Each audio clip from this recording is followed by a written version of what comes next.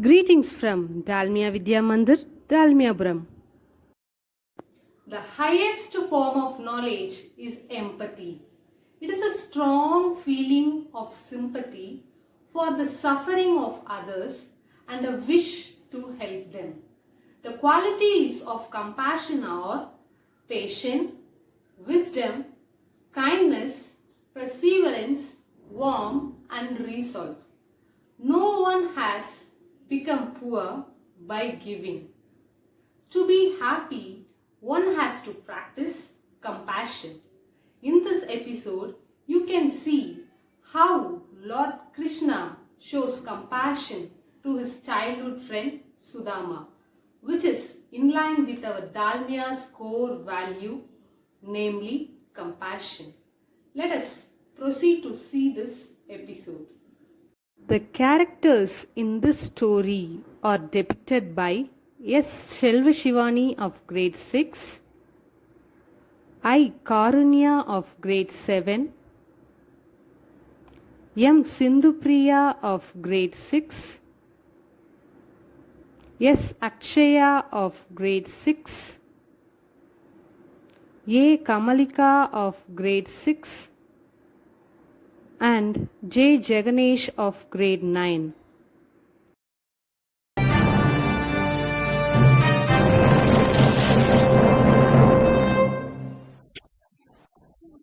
Sudama was Krishna's friend and devotee. He was married to a Brahmin girl and had many children. They did not get enough food to eat. Mother, please, I am so hungry. I need more food. Okay, take this for now. I will ask your father to get you more. Sudama's wife consoled her children and made them sleep, and she waited for her husband.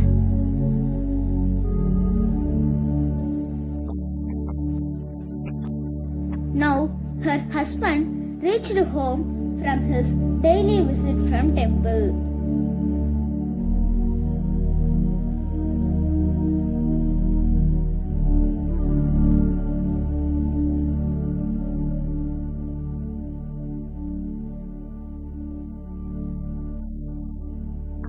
My dear, aren't you and Krishna, the Lord of Dwaraka, are friends? And Krishna is married to the goddess of prosperity Rukmani.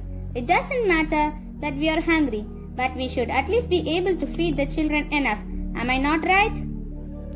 Please think about our children also. What can I do? I am working as hard as I can, but we can't ask for favors from anybody. My lord, I beg you, for the sake of our children at least, please meet Lord Krishna. How can I ask my close friend? I am not just asking for food or prosperity in life, just for his humble blessing, which will make my children happy forever. As you say, my dear, tell me this. He is a lord of Dwaraka. Do you think the gods will let me in? Or what will I give to Krishna when I see him after a long time? You always told me that Krishna loves Pava very much, right? Just wait. I will be back in a minute. Sudama's wife ran to her neighbor's house and returned with a handful of poha, which she bundled in a small piece of cloth and requested Sudama to go at once. My lord, here it is. These are not wealthy goods, but Krishna's most favorite food. So please don't hesitate. Meet your friend immediately, at least for the sake of our children. And much of a mixed thought, Sudama walked towards Dwaraka with the only hope of seeing his close friend. With the tagged cloth and a tiny bundle at the end of a stick. Sudama entered Dwaraka. As reached Krishna's palace, he stopped by the gatekeepers.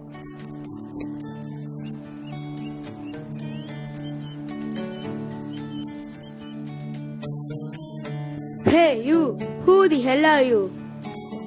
I want to meet my dear friend Krishna. Can you please tell that Sudama has come to meet him?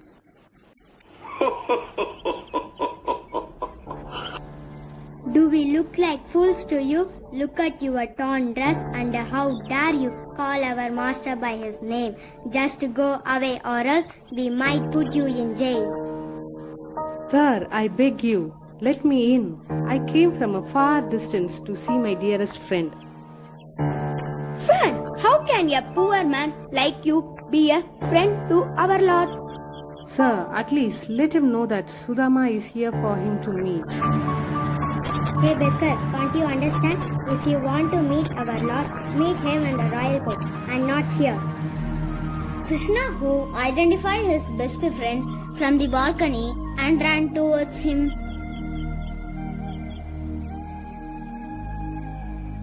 My dear friend, it is a great fortune that you have come here.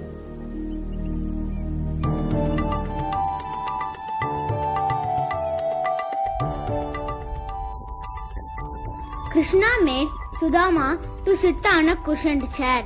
He then washed and floured his friend's feet. This behavior of Krishna towards his friend shocked the attendants of the palace. Even Sudama was shocked and could not utter a single word. My dear friend, you are the most intelligent and know very well from the very beginning. You were never attached to the materialistic way of life. Oh dear, how can I ask him for a favor? I think you may remember our activities during the day when we are living as students.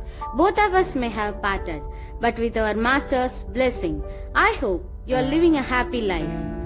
Oh Krishna, if I say I am in poor state, then our master's blessing will prove wrong. No, I don't want anything from you, Krishna. I only want your blessings.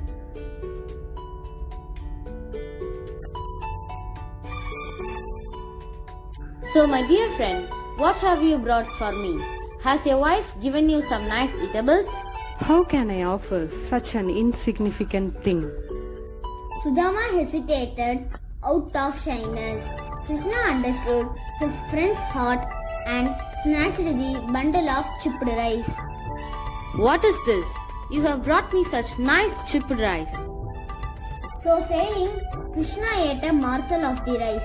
But when he attempted to eat a second morsel, Rukmani, the goddess of fortune, stopped her lord by taking hold of his hand.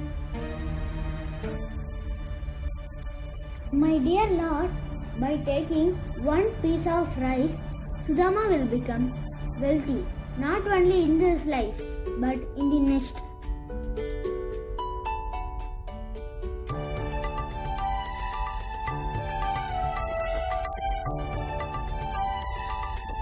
Krishna just smiled and then they talked and talked as old friends to their heart's content. Sudama could not ask anything from Krishna. At last, Sudama bid Krishna and Rukmani farewell.